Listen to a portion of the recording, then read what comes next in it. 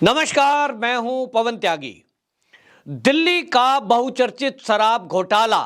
अब इस मोड़ पर आ गया है कि उसके अंदर अरविंद केजरीवाल जी का भी नाम आया है। आपको बताएं, ईडी ने अभी हाल ही में एक चार्जशीट दाखिल की है और उस चार्जशीट में 6 बिंदु बताए हैं कोर्ट को, और कोर्ट को ईडी ने यह जानकारी देते हुए बताया कि इस लेन देन में, ये जो शराब घोटाला है, इस घोटाले में जो आरोपी हैं उन्होंने अरविंद केजरीवाल से भी बात की है और इस बातचीत में एक नाम सामने आया है जो अरविंद केजरीवाल जी का खासम खास है और आम आदमी पार्टी के लिए काम करने वाला है, विजय नायर। और इतना ही नहीं, उन्होंने ये बताया कि एक वीडियो कॉलिंग हुई है और उस वीडियो कॉलिंग में जो इंडो स्पिरिट के मालिक हैं समीर महेंद्रू, उनके बीच बातचीत हुई और समीर महेंद्रू को यह बताया केजरीवाल ने कि विजय नायर उन्हीं का आदमी है और इस पे भरोसा किया जा सकता है। और इस भरोसे के कारण ईडी ने अपनी चार्जशीट में यह भी दावा किया कि पैसे के लेन देन में 70 लाख रुपए वो गोवा के विधानसभा चुनाव में खर्च हुए जो कि 2022 में हुए थे। ईडी की चार्जशीट में खुलासा करते हुए जिन 6 बिंदुओं पर बात की है, सबसे ज्यादा चौंकाने वाला नाम उसमें केजरीवाल का आया है, क्योंकि केजरीवाल जी का नाम पहली बार आया। इसके पहले मनीष सिसोदिया जो कि डिप्टी सीएम है, उनको आरोपी नंबर 1 बनाया गया था और अभी तक कई बार सीबीआई ने उनके यहां छापेमारी की है, जांच पड़ताल की है, लेकिन अब ईडी की जो चार्जशीट है उस चार्जशीट में सीधे सीधे केजरीवाल जी का नाम आया है कि जो आरोपी हैं उनके बीच और केजरीवाल जी के बीच वीडियो कॉलिंग से बातचीत हुई है। तो जो 6 बिंदु हैं वो ईडी ने कोर्ट के सामने रखे हैं और अब इस मामले में जब ये चार्जशीट दाखिल हुई है तो ईडी मांग करेगी कि अरविंद केजरीवाल को भी पूछताछ के लिए बुलाया जाए। इसका मतलब यह हुआ कि अब अरविंद केजरीवाल जी की मुश्किलें बढ़ने वाली हैं, क्योंकि ईडी ने यह दावा किया है कि इस मामले में बड़ी मात्रा में सबूतों को मिटाया गया है। यहां तक कि डिप्टी सीएम ने कई बार अपने टेलीफोन बदले हैं और उन्होंने इस नई चार्जशीट में जो लिखा है, उन्होंने लिखा है कि इसमें जिस तरह से फोन बदले गए, डिप्टी सीएम ने 13 बार अपने फोन बदले और दूसरे नामों से सिम खरीदी ताकि लोगों से बातचीत हो सके। तो ईडी की जो चार्जशीट है उसमें सीधे सीधे दावा किया कि समीर महेंद्रू जो आरोपी है इंडो स्पिरिट के मालिक हैं, उनके बीच विजय नायर जो बात कर रहे थे अरविंद केजरीवाल से वीडियो कॉलिंग के जरिए, और उसमें यह कहा गया कि ये हमारा खास आदमी है। दूसरा, उसमें आरोप लगाया गया है कि शराब घोटाले में जो पैसे कमाए गए वो पैसे पार्टी के कई कार्यकर्ताओं ने और जो दिल्ली के पदाधिकारी हैं उन्होंने अपने हिसाब से खर्च किए हैं, जिसमें कई मंत्रियों का भी जिक्र है। इसी तरह इसमें जिक्र किया गया है कि विजय नायर ने इंडो स्पिरिट के जो मालिक है समीर महेंद्रू, उसके साथ फेस टाइम कॉलिंग की है जिसमें केजरीवाल जी की बातचीत हुई है और केजरीवाल जी का जिक्र सामने आया है। यहीं आपको बता दें, ईडी ने यह भी खुलासा किया है कि साउथ ग्रुप की कुछ कंपनी है, उनको अनुचित लाभ दिया गया जिससे सरकार को करोड़ों रुपए का घाटा हुआ, यानी दिल्ली सरकार को उससे घाटा हुआ और कुछ कंपनियों को उसमें लाभ दिया गया। इसमें एक और ईडी ने जो खुलासा किया चार्जशीट में, जिसका जिक्र पहले भी हो चुका है, और इसमें अब एक और बड़ा खुलासा यह हुआ कि जो मनीष सिसोदिया जी हैं डिप्टी सीएम, उनके जो सचिव रहे हैं सी अरविंद, उन्होंने ईडी को यह बताया है कि जो ये शराब नीति बनाई, इसका जो उसमें यह तय किया गया कि जो प्राइवेट कंपनियां हैं उनको होलसेल के लिए उनको दिया जाएगा, जबकि पहले सरकार के पास था शराब का होलसेल, लेकिन प्राइवेट को दिया जाएगा और जो प्रतिशत है उनका वो 2 से बढ़ाकर 12% कमीशन कर दिया गया, जो मार्जिन लाभ है। ये बड़ा खुलासा डिप्टी सीएम के सचिव ने किया कि इस पर जो कोई चर्चा मिनिस्टर की बैठक में ये नहीं हुई है, यानी ये फैसला कुछ लोगों ने मिलकर ले लिया, जिसमें अरविंद केजरीवाल और मनीष सिसोदिया, ये 2 नाम सामने आए हैं। यानी ये तय है कि यदि कोई नीति बनाई जाती है, सरकार कोई बदलाव कर रही है किसी नीति में, तो सदन में चर्चा होनी चाहिए, जैसा कि हम कई सदन की चर्चाओं की वीडियो देखते भी हैं। और अगर आप कोई नई नीति बना रहे हैं जिसमें करोड़ों का मामला है, तो उसमें जो मिनिस्टर हैं ग्रुप, उनके साथ बैठक होनी चाहिए थी, उनमें बातचीत होनी चाहिए थी। यहीं आपको बताएं कि ईडी को जो कई अधिकारी हैं दिल्ली सरकार में, उन्होंने ये भी खुलासा किया कि हमसे जो नीति बनवाई गई या हमने जो बनाकर दी,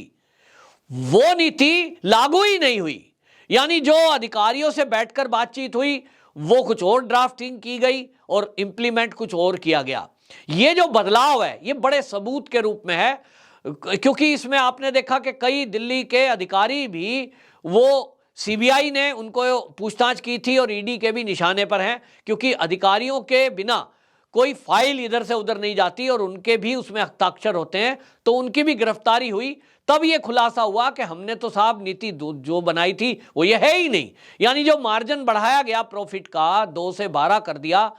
ऐसी कोई नीति बनाने में अधिकारियों का कहना है कि उनकी सहमति नहीं थी। अब इसका मतलब ये हुआ कि ये नीति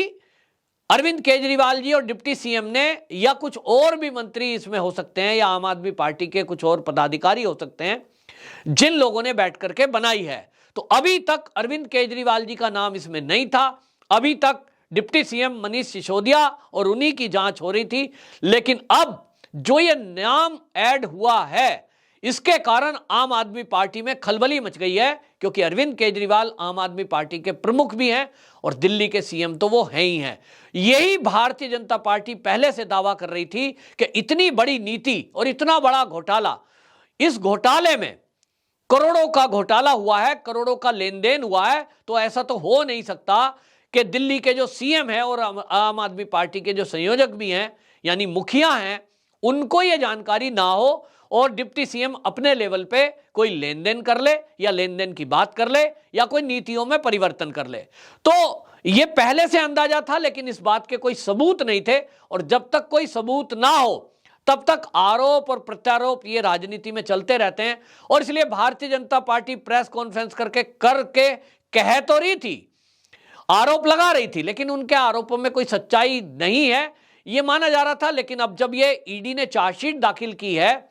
और अब ईडी के सूत्रों से ये मीडिया तक बात चली गई है, और इस मीडिया में आपको बता दूं कि टाइम्स ऑफ इंडिया ने बाकायदा ईडी के उस चार्जशीट के कुछ बिंदुओं पर खुलासा कर दिया है। तो अब तो ये समझ लीजिए कि कोर्ट से जिस तरह से सम्मन जारी होकर के कई अधिकारियों को और बाकी लोगों को भी पूछताछ के लिए ईडी बुलाना चाहती है, अब इसमें अरविंद केजरीवाल जी और मनीष सिसोदिया जी से भी पूछताछ होगी, क्योंकि इनके नाम खुलकर सामने आए हैं। और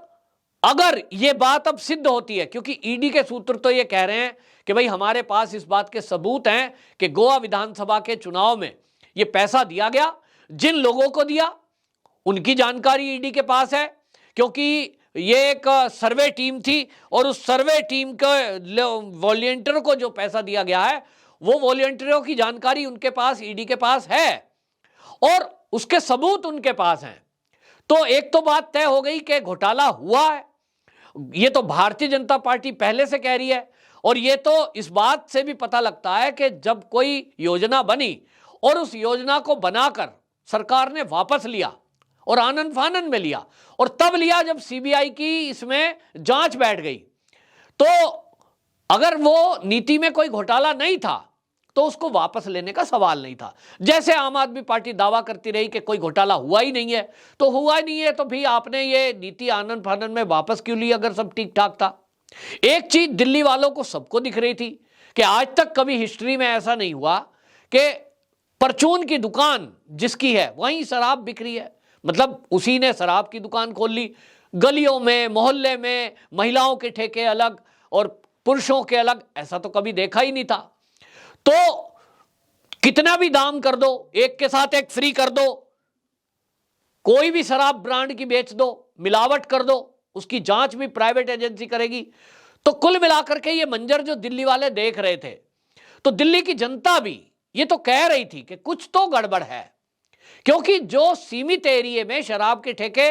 आप देखें कि ईस्ट दिल्ली के एक मॉल में शराब के ठेके 3-4 लाइन से खुल गए और उनकी जो आवाजावी थी, यानी जो गेट था वो मेन रोड की तरफ था, तो इसको भी मोहल्ले वालों ने ले जाकर के हल्ला गुल्ला किया और जहां तक कि कोर्ट तक ले गए कि भाई हमारे बच्चे लोग निकलते हैं यहां से और ये इतने ठेके यहां खोल दिए गए। तो कोर्ट के आदेश पर उसके मेन गेट बंद कर दिए गए जो सड़क की तरफ थे और मॉल के अंदर से एंट्री हो गई, यानी एक आड़ कर दी गई। आम जनता उस मॉल के अंदर खुले हुए जो शराब के ठेके थे जो कि सरकार के अंडर में थे, तब की बात कर रहा हूं, तब भी उसको सहन नहीं कर रही थी। तो कोई गली मोहल्ले में अगर खुल जाता है शराब का ठेका, उसको कैसे जनता सहन करती। बहुत सारी जो महिलाएं हैं उसको लेकर के आंदोलनरत हो गई थी। गली मोहल्लों में महिला परेशान हो गई थी क्योंकि उनके जो पति हैं या बच्चे भी उसमें इन्वॉल्व होने लगे और खुलेआम गली मोहल्ले में शराब बिक रही है तो वहीं पार्कों में बैठ के वो पी जा रही है। तो मोहल्लों का माहौल खराब हो गया। पार्कों में बुजुर्ग लोग, महिलाएं वो सुबह शाम घूमने जाते हैं और मैंने कई कॉलोनियों में देखा है कि जिनके पास घरों में थोड़ी जगह है, उनको बैठने के लिए कोई जगह नहीं है, तो वो कई बार तो दिन में, बुजुर्ग लोग हैं तो वहां कोई योगा कर रहा है, कोई अपना खेल रहा है, बच्चों को लेकर आ गए, पार्कों में दिन गुजार रहे हैं। और उन्हीं पार्क में अगर शराबी शराब पीने बैठ जाएंगे तो फिर महिलाओं से छेड़छाड़ होगी, अपराध बढ़ेगा। यही जनता का कहना था और इसलिए जनता विरोध में उतर गई थी। तो जनता का विरोध या जनता की मंशा ये इस सरकार ने देखी ही नहीं और केवल अपना फायदा देखा। और इसीलिए जब ये मामले खुलते चले गए तो आज पता लग रहा है कि इसमें इन्वॉल्वमेंट किन किन लोगों की है। हालांकि ये अभी चार्जशीट में आरोप है और ये आरोपों को सिद्ध करने के बाद ही ये तय होगा कि जो आरोप लगाए जा रहे हैं वाकई में इसमें कौन कौन दोषी हैं। लेकिन अगर ईडी के पास इसके पुख्ता सबूत हुए तो ये निश्चित जानिए कि ईडी के शिकंजे में जो आता है वो साल 2 साल से पहले तो छूटता नहीं है। जिस तरह से एक मंत्री इनके सत्येंद्र जैन जेल के अंदर बंद है, अभी तक छूटे नहीं है। और ईडी का कानून इतना सख्त है कि यदि आरोप सिद्ध हुए तो निश्चित जानिए कि प्रॉपर्टी भी जब्त होती है